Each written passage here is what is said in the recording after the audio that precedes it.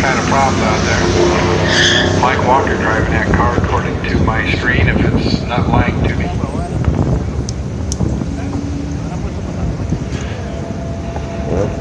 .122 at 1168. That's crazy. That's a low 10-second pass with the right gearing. A lot of mile an hour. Oh well, up next it is Alejandro Ortega in the Lightning, trying a different lane this time.